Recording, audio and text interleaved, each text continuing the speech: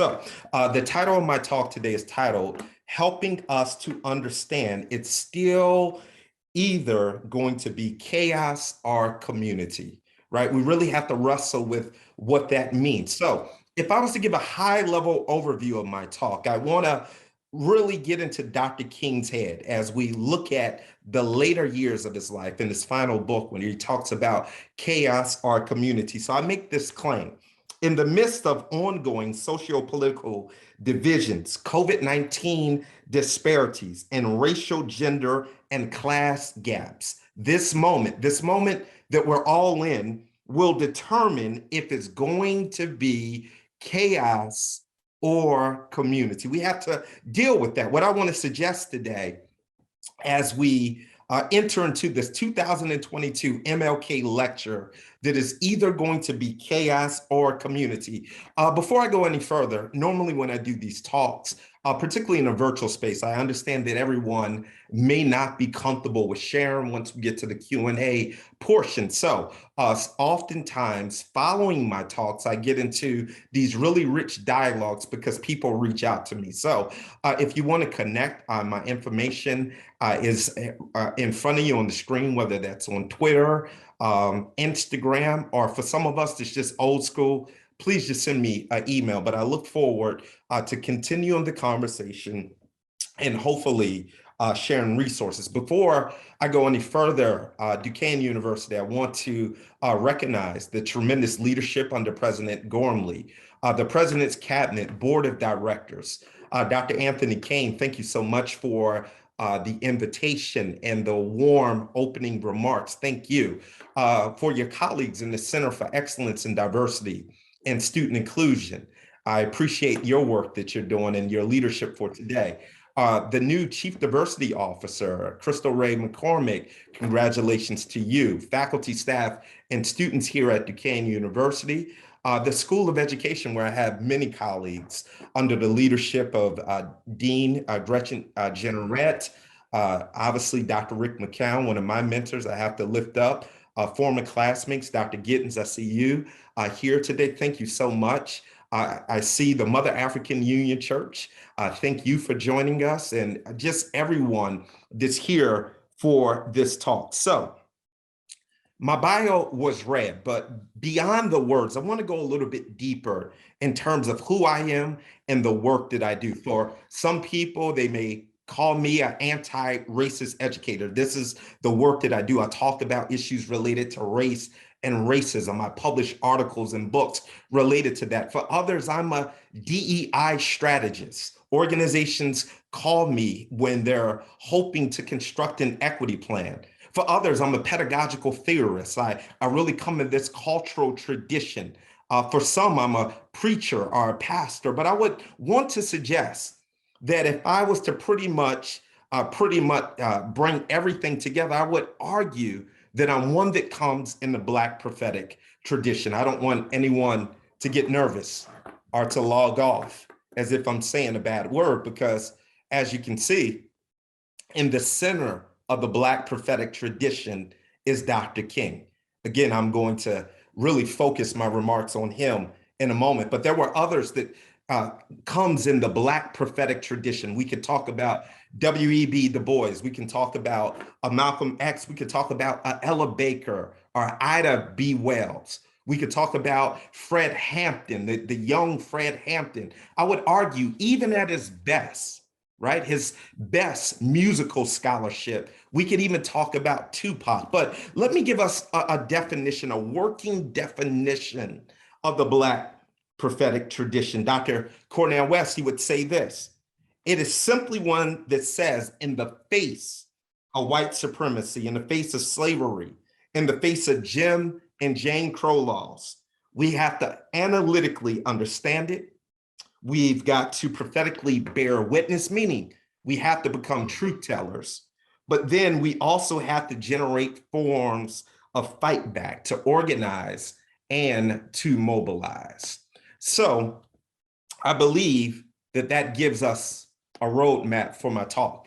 One of the things that I want to do today, I want to lift up the radical king. In a few minutes, I'm going to make an argument that over this next month, starting this weekend, as we celebrate the life and legacy of Martin Luther King, oftentimes we manipulate who he really was and what he stood for. So I want to lift up the radical king. Then I want to present the help framework to understand the fierce urgency of this moment. But then I want to leave us with some nuggets. I want to give us a courageous charge for us to understand that it's still either going to be chaos or community. I want to give us also a disclaimer about our time together today. This is a mature conversation because we can no longer masquerade the funk. Dr. Kane, I want to suggest that we're dealing with a lot of funk currently. We're dealing with funk as it pertains to leadership, as it pertains to divisions. And I'm saying that this has to be a mature conversation because we can no longer masquerade the funk. I also now want to shift to lifting up the radical king. As mentioned, oftentimes when we get into conversations around who Dr. King was, we manipulate his legacy. Dr. Dyson says this. He says these words, and he talked about this when he published the book, April the 4th, 1968. He says this: whites want him clawless, blacks want him flawless. I want to suggest that Dr. King was not flawless. He was a human that made mistakes. There are some things perhaps that we can critique about Dr. King as we're looking back at his life and legacy. But for today's talk, I also want to lift up the clawless rhetoric that is often out there.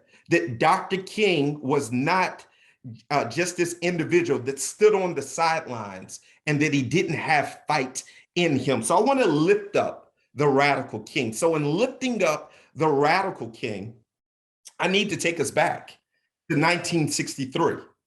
And Dr. King is in Birmingham, Alabama. Why is he in Birmingham, Alabama? He suggests that he's in Birmingham, Alabama because injustice is in Birmingham, Alabama. He's saying, I cannot sit back in Atlanta while injustice is going on. But here's the piece. When we look at this timeless letter from a Birmingham jail, we have to really grapple with who he addresses the letter to.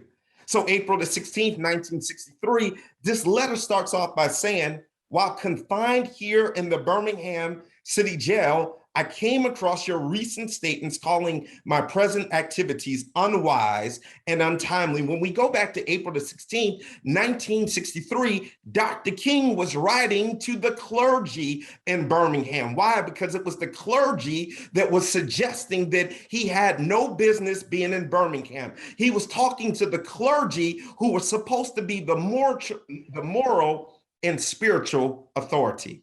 So that is the radical king. But not only is that one example of the radical king, can I take us to August the 28th, 1963? And it's oftentimes when we get into the Martin Luther King lectures that this is the speech that we manipulate. Why? Because of our own agenda.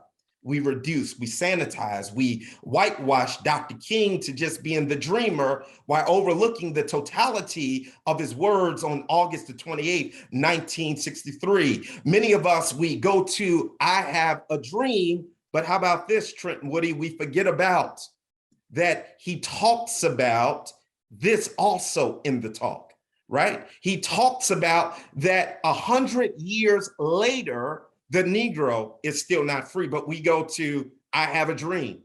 The dream that my 4 little children will one day live in a nation where they would not be judged by the color of their skin, but by the content of their character. That is a form of color blindness.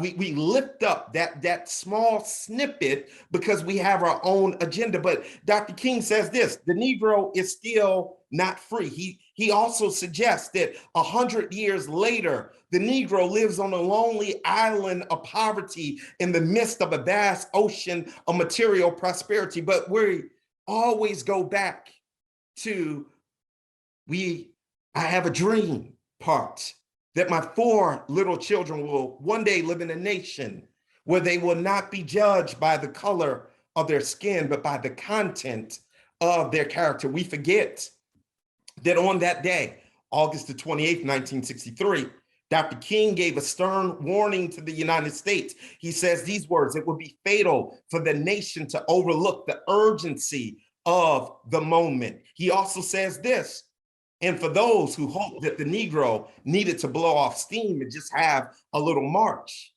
and will now be content with having a rude awakening if the nation returns to business as usual."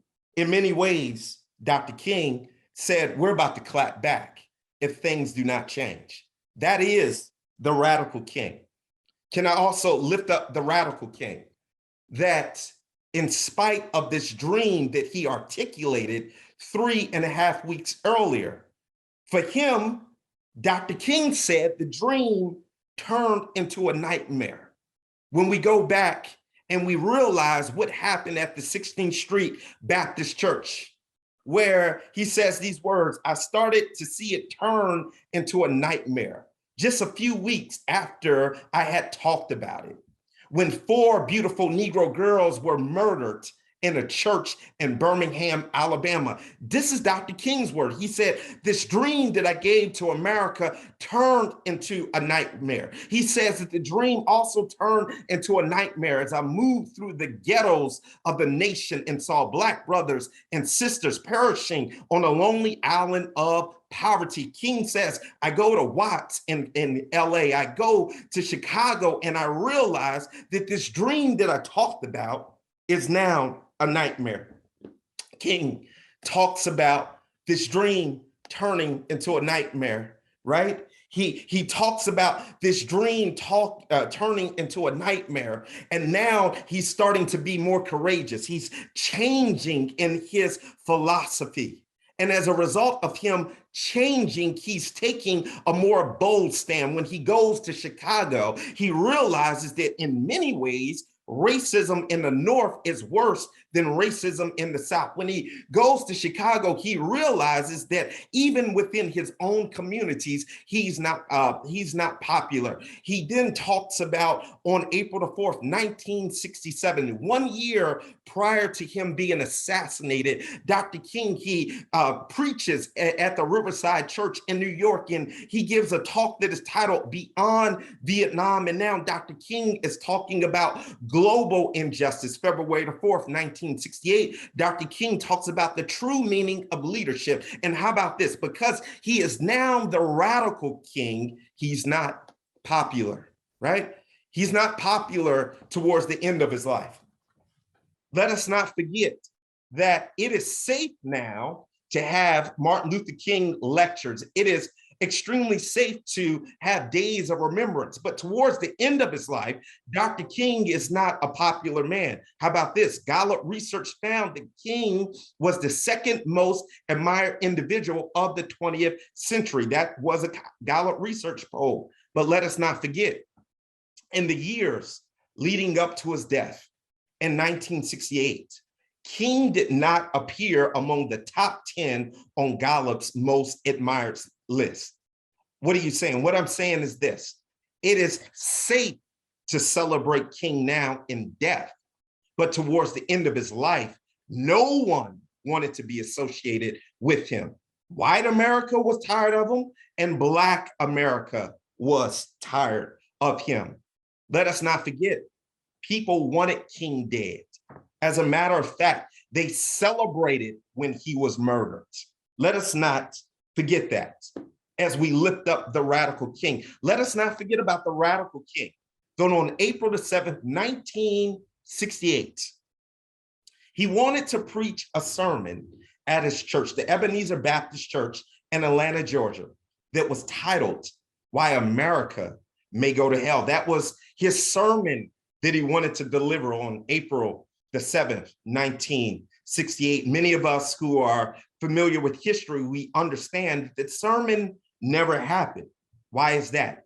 It's because he was murdered on April the 4th, 1968. But when we look at the title, Why America May Go to Hell, King was talking about America may go to hell because of these three major evils. He talks about the evil of racism that we're still dealing with, the evil of poverty that we're still dealing with, and the evil of war that we are still dealing with. So as we're now uplifting this Martin Luther King Day of Remembrance, let us also uplift the radical king, because I believe it is the radical king that's going to influence us and motivate us and give us the strategic framework and the language for getting closer towards the promised land. So I want to give us a framework. This is my work, as Dr. King suggested in my work as a scholar. My publications and my talks have recently been influenced by this HELP framework. And the context of HELP goes like this. In my work as a scholar and an Equity Center director, at least one time a week, I will get an email, a call, a text message, and people are asking for help, right? They need help with how do we have the conversation around issues related to race and racism. Help, how do we construct an equity plan? So what I'm arguing is that with this HELP framework, it's not me saying that I know everything because, quote unquote, I'm published or I'm a scholar. No, I'm coming from a humble approach by suggesting that if we're going to move forward, we have to look at the acronym of HELP. So in my work, I acknowledge the history of racism and other isms that are ingrained within organizations. The E, we have to deal with the difference between equality and equity. The L, I argue that love is an essential element to how we engage individuals. In the P, I have to give us the practical. So I'm going to quickly go through the H, the E, and the L, but the P will be the courageous charge that I'm going to leave us with. And then I will open it up for questions. So as we look at the H, the E, and the L, again, I'm talking about these underlying conditions that exist within society. And the P gives us a prescription, not the only prescription, but it gives us a prescription for getting closer to the promised land. So as mentioned, my work acknowledges other forms of isms and phobias. But what I argue is that my work primarily centers around issues related to racism, because I still believe that racism is still that illegitimate child in organizational spaces that not too many leaders want to claim. So what are you saying, Dr. Whitaker? What I'm saying is that we talk around race. We talk around racism, but we don't want to name it. So when we look at the last 21 months in the United States, I make this argument, how do we continue to talk around race? Many of us are familiar with these images. Some of us have probably even marched or donated. Some of us have probably been directly impacted by these images. But as we back it up, right, I want to suggest that these images are rooted in a larger narrative when we're thinking about the residue that we're still dealing with because of the enslavement of people of African descent. We can talk about Black codes. We can talk about the prison industrial complex. We are still dealing with the residue. So as we talk about the H, what I'm suggesting is that we have to have the courage that Mammy Till Mobley had.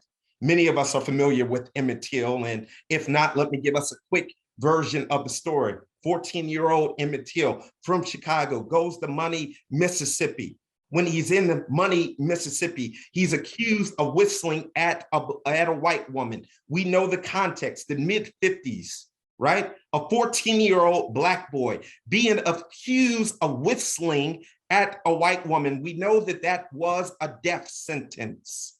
That's essentially what happened. He was drugged out of his uncle's house. He was tortured, beat up, right? Eyes were picked out. He was shot, body set on fire, thrown in the Mississippi River. Originally, he was buried, but his mother gets word and says, "Did you know what? I got word that my baby boy was murdered. I need to see his body." His body is shipped back to Chicago. The mortician calls Mammy Till Mobley and says, "Look, you need to have a closed casket, right? You need to have a closed casket. You cannot see the body. Mammy Till Mobley says this, right? "If you don't show me the body, I'm going to get a crowbar and I'm going to open up that casket for myself." This is the image of her looking at her baby boy, handsome young man, and this is how he now looks. Mammy Till Mobley says this: "We have to have an open casket." Why? Because the world needs to see what hatred and violence looks like. But the day of his funeral, she says these words: "I don't have a minute to hate. I'm going to pursue justice for the rest of my life."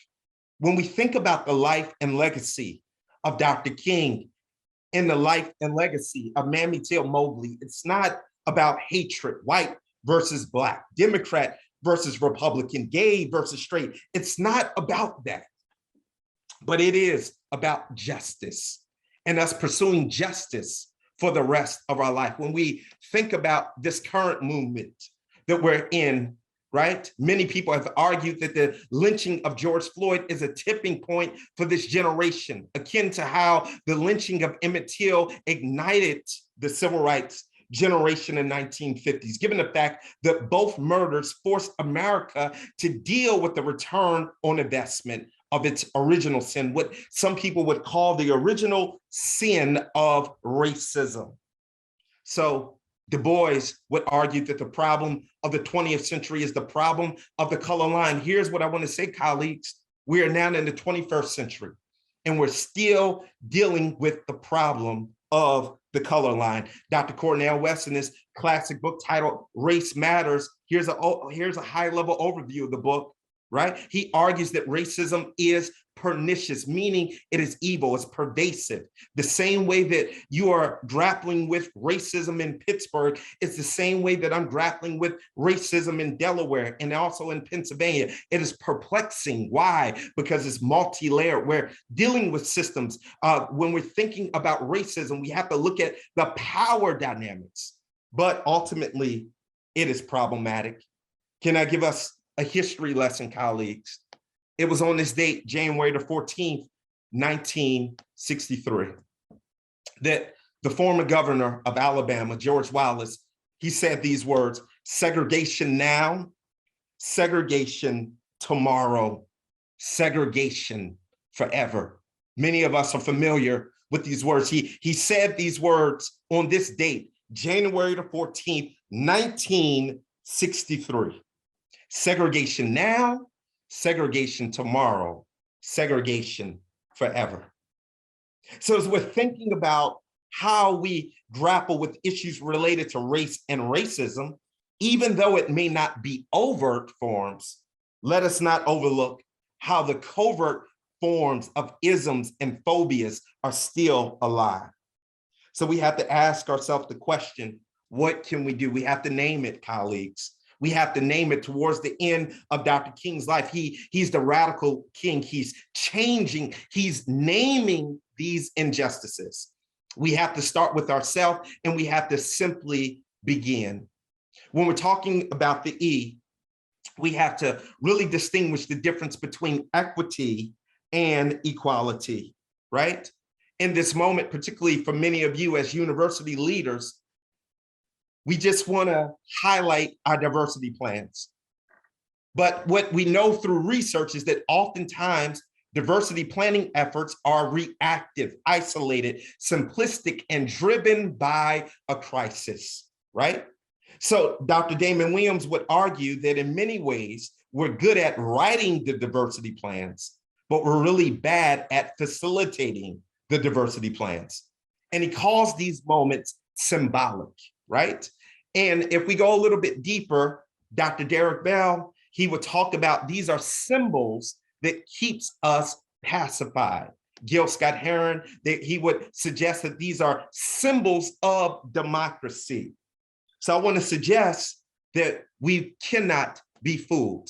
Many of us in this moment, we want to suggest, well, Dr. King talked about the beloved community. Dr. King talked about I Have a Dream, but you also need to read Martin and Malcolm in America, A Dream or a Nightmare by the late, great James Cone.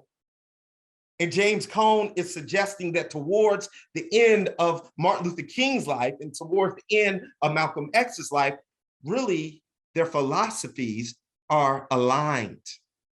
Dr. King is becoming a little bit more radical. Dr. King is calling out racism. Dr. King is taking these bold and courageous stance. So let us not forget about that Dr. King if we're really fighting for true equity. What else can we do? I penned this article last year on the 1-year anniversary of the murder of George Floyd. The article was titled, Let's Be Fooled, as we reflect on the 1-year anniversary of George Floyd. This article was published in diverse issues in higher education.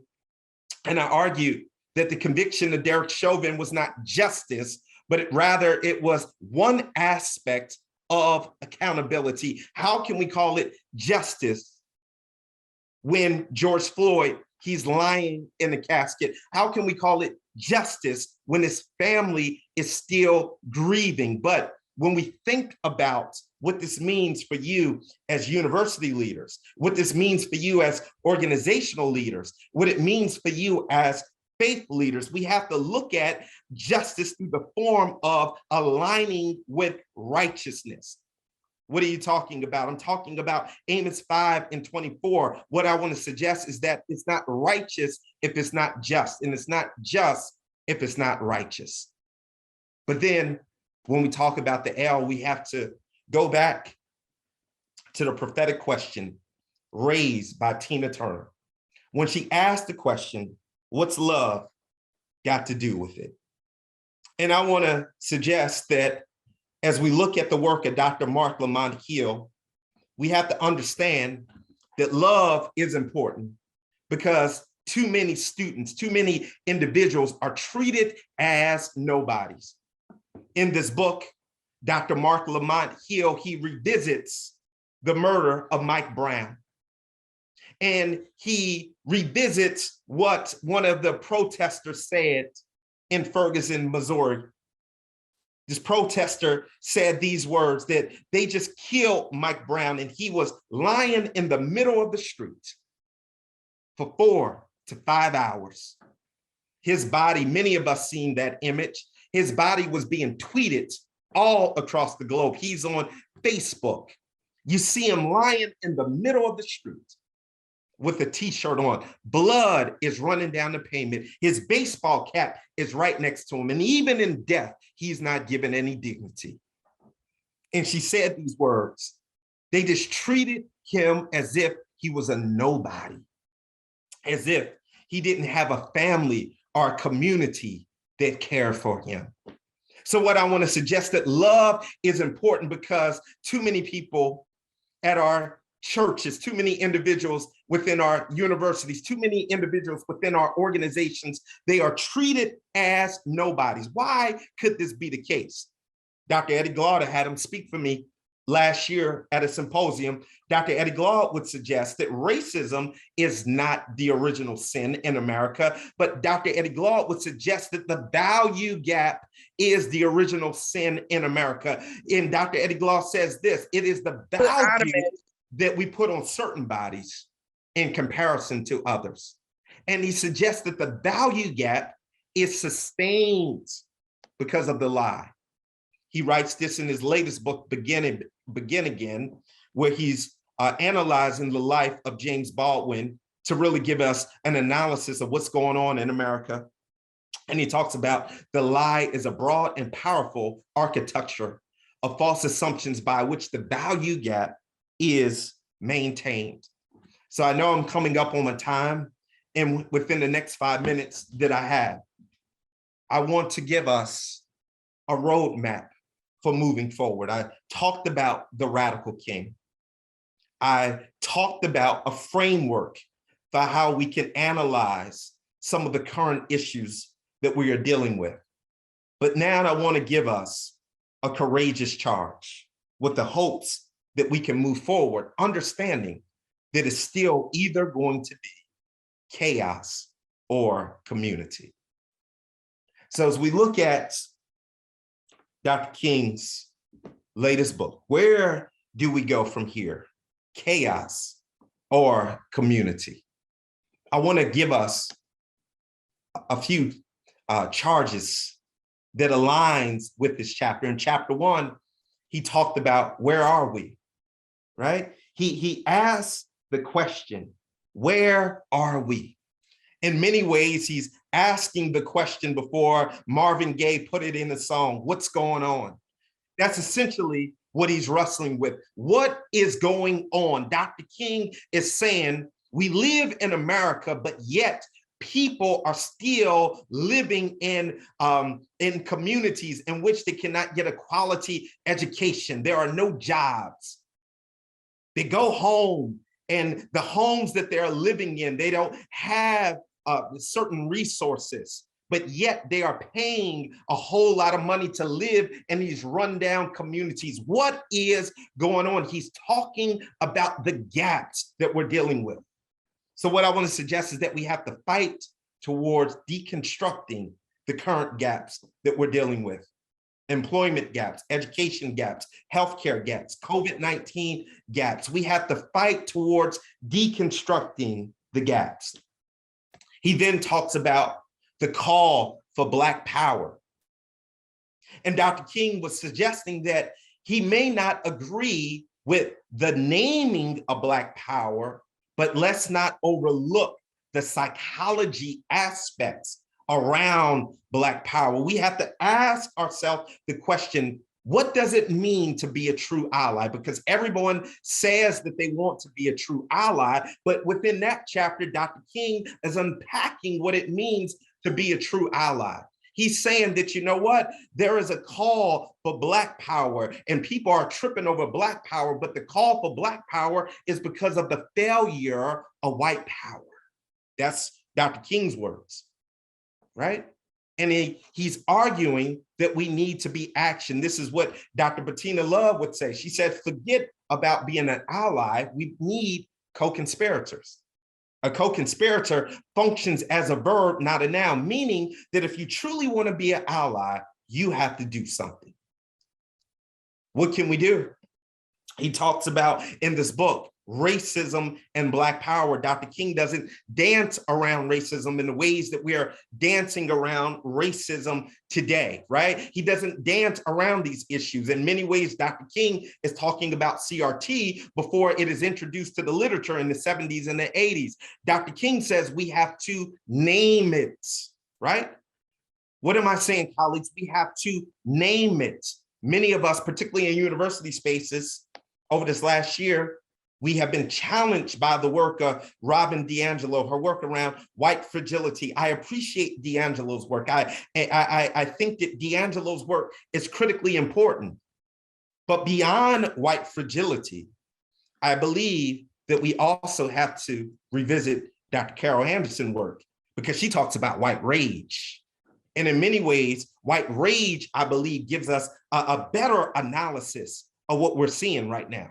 Because in many ways, Dr. King is talking about the backlash, and what Dr. Anderson is talking about is this: white rage is the structure of racism that has brought about white anger and bitterness towards Blacks and minorities, especially when social progress has been made. That's what Dr. King talks about in this book, Chaos or Community.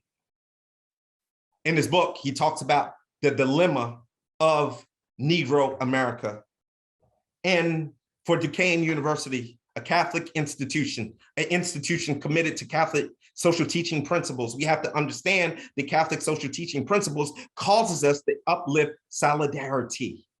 And in this chapter, he talks about that it must be authentic solidarity. So as we're advancing our work, and if we're trying to really stand in the gap, it has to be authentic. But then he asked the question, where are we going? And colleagues, this is the question we have to ask ourselves in 2022, as we're all dealing with challenges. Many of us are leaders and we are stressed because we're still dealing with this ongoing pandemic, but we know that divisions exist. We have to ask ourselves, where are we going? Dr. King was calling for strategic leadership. And that's the charge I want to give to all of us today, that we have to uplift strategic leadership if we're ever going to get to the promised land. So I want to end with this. I want to give you a challenge, Duquesne University, to go back to your mission. Your mission statement says that you want to serve God by serving students through a commitment to excellence and liberal and professional education, profound concern for moral and spiritual values, maintaining an atmosphere that is open to diversity, but also service to the church, the community, the nation, and the world. So as I end my remarks before I open it up for Q&A, I want to suggest that we need courageous prophets in these times. I want to lift up the drum major instinct, as I did earlier in my talk. February the 4th, 1968, 2 months before he was killed in Memphis, Tennessee. Dr. King talks about what it means to be courageous, what it means to be a leader. He says, if you want to be important, that's wonderful. If you want to be recognized, that's wonderful. If you want to be great, that also is wonderful. But recognize that he who is the greatest among you should be your servant. That's the new definition of greatness. So I want to leave us with this charge that if you want to be great, if you want to have the most likes on Facebook, the most retweets, that means that you are committed to be a servant. In these last days, we need courageous prophets who would declare, like Dr. King declared on February the 4th, 1968, if you want to say that I was a drum major, say that I was a drum major for justice. Say that I was a drum major for peace, that I was a drum major for righteousness, and all these other shallow things will not matter. If I can help somebody as I pass along, if I can cheer somebody with a word or song, if I can show somebody that he's traveling wrong, then my living will not be in vain. Helping us to understand, colleagues, that it's still either going to be chaos or community. Thank you so much. At this time, I open it up for questions and remarks. Dr. Kane. Thank you, Dr. Whitaker. That was spot on, and I think exactly what some of us needed to hear as we move forward with not just the work on our own campus, but we have community partners with us today. We have some corporate partners with us today, and we just have some strong leaders in the community, both Pittsburgh and in the region. And I think, your remarks were profound and spot on. I appreciated the cultural references and the gems, giving props to Marvin and Tina. So if you hear that in a future presentation, you know where I got it from. I'm telling you all now. I would like if people will put questions in the chat box, so that way I can facilitate those being answered. If you feel comfortable enough unmuting your mic or turning your video on and asking questions, you're certainly welcome to do that. But while we give folks time to think of questions or frame their questions, I'll start with a question that I have. And so when you look at diversity, equity, and inclusion from a leadership lens, how can leaders take radical approaches to educational inclusion? How do we make ourselves heard, but also center ourselves in a way that we don't create challenges in the work being done. Right. So I think one of the biggest things that when we talk about this work around DEI, I think it's important, whether you're a university leader, organizational leader, faith leader, when we're talking about DEI work, you just cannot purchase this at Target, right? So often we are so motivated and excited because we're doing DEI work that we think that we can just get it from the store. But let us not lose sight that it's about relationships, right? It's about authentic relationships, and relationships take time. Relationships means that, you know, there is a certain amount of trust there, right? So as much as I could give frameworks, as much as I could give books, as much as I can quote some of the theorists, let us not overlook that it is about authentic relationships. Now, in my talk, I talked about these last 2 years. I really centered my talk you know, through the lens of Dr. King, but really uplifting these last 2 years. And what I want to, you know, argue and put out there to my colleagues is that a lot of trust has been burnt over these last 2 years. So we need to really grapple with, what does authentic relationships look like? You know, are we really open to hearing from one another and valuing the perspectives of one another? Are we really open to diversity of thought? Right? And if we can really operate through a self-aware lens, I think it's now easier for us to facilitate some of our DEI plans that we may have, right? But too often, going back to Dr. Damon Williams' research, we are quick to assemble a diversity planning team. We get the diversity plan or whatever strategic plan, we get that approved, and then nothing happens. And nothing happens because there are also trust gaps that we are dealing with, right? So one of the things I just want to put out there is relationships, relationships, relationships. Let's go back to the fundamentals of authentic relationships. Great, thank you for that. Thank you for that. I saw a couple folks pop their cameras on, so if you had questions and you wanted to unmute yourself to ask it yourself, you're more than welcome to. There was one that came through the chat that asked, was Dr. King's last sermon, Why America May Go to Hell, published posthumously? No, actually, no, that's a very good question. So Dr. King is in Memphis, Tennessee, right? He's in Memphis, Tennessee, because he is now advocating for the rights of sanitation workers. He's in Memphis, Tennessee, because a few days earlier, there was a march, and for the first time in his career as a leader, his career as a civil rights leader, there was violence in the march. So he goes back to Memphis, Tennessee, because he says, you know what, the march has to be done the right way. This is nonviolence. So as he's in Memphis, Tennessee, he then, you know, at that time, you know, wasn't emailing the sermon, but he calls in the sermon to his administrator and he says, look, here's the title for Sunday. Now, even though never published, those closest to him, those closest to the movement, again, they would suggest that at the end of his life, he's really passionate about these three evils, right? These three evils that we're still dealing with: racism, poverty, militarism.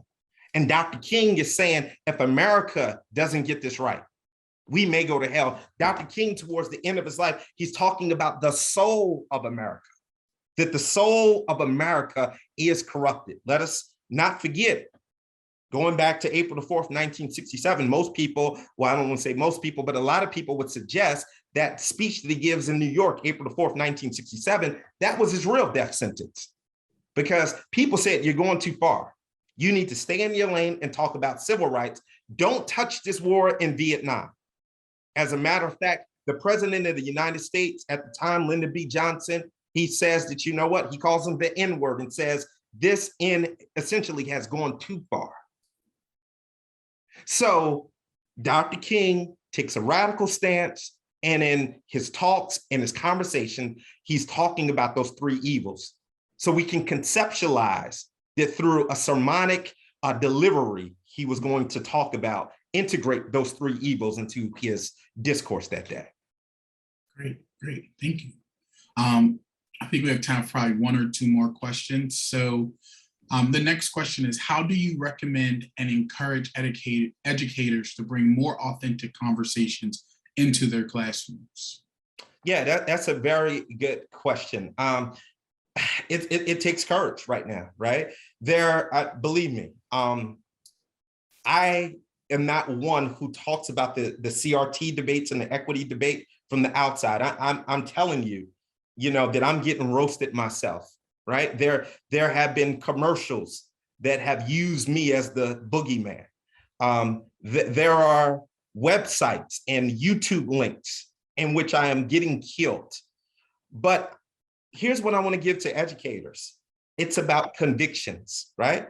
It is about convictions. You have to have a conviction despite all of the rhetoric about CRT, about equity, about social justice, right? We cannot leave our mission of being true educators of the heart that are truth tellers, right? And at the core, a lot of this is other propaganda. But when we're talking about being real, it's about respect. And I believe when we're talking about respect, it's about giving the truth. So for every educator that's here, it's going to look different. If you're working with the K-12 population, whether that's elementary or whether that's high school, that's going to look different. And it's going to also look different if you're working in higher education. But the point, again, I want to give to all of us is this. It's about truth telling, it's about respect, and it's about relationships. That's the role of educators. That's the role of leaders. Great, thank you. And then the final question I will ask is, what final words do you have as we go forward, as we continue to navigate what has been a challenging pandemic and just a challenging society that it continues to manifest in many different ways around us? What final words, whether from a research standpoint, educator standpoint, or from a pastoral standpoint, would you give to us to motivate us as we move forward? Yeah, I want to leave us with practical advice, right? So you can make this presentation available. Again, I knew I had 40 minutes, so I had to rush through it. Couldn't take my time. Like, I really wish I could have took my time because we're in this virtual format. I also understand in this virtual format, if you take too long, you lose everyone. So I had to really jump in. But I want to give us something practical. And that practical is self-care, right? I want to give us self-care. That if you're really committed to this work, as an education leader, as an organizational leader, as a community leader, as a faith leader, you have to practice self-care. Dr. King is assassinated at the age of 39. They do an autopsy on his body, and his heart was, this is what they would suggest, his heart was in the condition of someone in their late 60s. Because of the stress of the movement. For over 13 years, every day waking up, I may get killed. Every day, somebody wants something, always on the run. His self-care suffered. As a matter of fact, if we really want to have a courageous conversation, Dr. King, people would suggest, those closest to him, that he suffered from depression. That he would be diagnosed in these times as having severe depression. So for all of us, we have to understand it's not a sprint, it's a marathon. And if you're really committed to getting to the promised land, if you're really committed to a community and not chaos, you have to build in a self-care plan. Dr. King dealt with stress, anxiety, depression. He couldn't, towards the end of his life, as mentioned, he was not well liked. Forget about white America. We're talking about Black America. We're talking about his own inner circle. He couldn't trust no one. If we're talking about Dr. King not being flawless, even some people would suggest his home life was in shambles. So the point I'm arguing is that all of us need to develop a self-care plan if we're going to do this work and if this work is going to be sustainable. That's the practical piece I want to give to us.